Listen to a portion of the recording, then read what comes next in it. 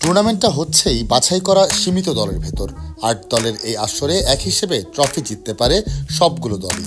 তবে তাও সাম্প্রতিক ফর্ম, স্কোয়াডের গভীরতা আর পারিপার্শ্বিক অবস্থা মিলিয়ে কারো কারো সম্ভাবনা একটু বেশি। শাইনি চুলে এখন হবে সব হেয়ারস্টাইল। সিল্কোর দ্বিগুণ শাইনি চুল প্রতিদিন। চ্যাম্পিয়ন্স ট্রফিতে চ্যাম্পিয়ন্স হবে কারা, এমন প্রশ্ন করা হয়েছিল সাবেক অস্ট্রেলিয়ান অধিনায়ক রিকি পন্টিংয়ের কাছে। অধিনায়ক হিসেবে 2 বার এই ট্রফি জেতা পন্টিং তাতে এগিয়ে রাখেন নিজ দেশ অস্ট্রেলিয়া ও ভারতকে। তার মতে এই 2 দলই খেলবে ফাইনাল। অন্যদিকে 2023 বিশ্বকাপ পর্যন্ত র্যাঙ্কিংয়ে 8-এর ভেতর না থাকায় চ্যাম্পিয়ন্স ট্রফিতে নেই শ্রীলঙ্কা ও ওয়েস্ট ইন্ডিজ। টুর্নামেন্টে না থাকলেও দেশ দুটির সাবেক 2 কিংবদন্তি ক্রিস গেইল ও মুতিয়া মুরালীধরন অনুমান করছে চ্যাম্পিয়ন দলের নাম। গেইলের মতে কাপ জিতবে রোহিত শর্মার ভারত, আর মুরালীধরন ভারতের পাশাপাশি রাখছেন পাকিস্তানকে। একই চিন্তা সাবেক ভারতীয় ক্রিকেটার রবি শাস্ত্রীর।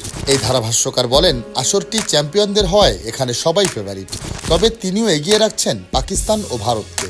এই সাবেক ক্রিকেটার কন্ডিশনের জন্য বিরাট কোহলিদের আর ঘরের মাঠে খেলার জন্য বাবর রিজওয়ানদের দলকে ফেভারিট মনে করছেন। অপরদিকে 19 ফেব্রুয়ারি থেকে শুরু হবে 8 দলের আসর। 9 মার্চ ফাইনালে জানা যাবে কারা জিতল শিরোপা।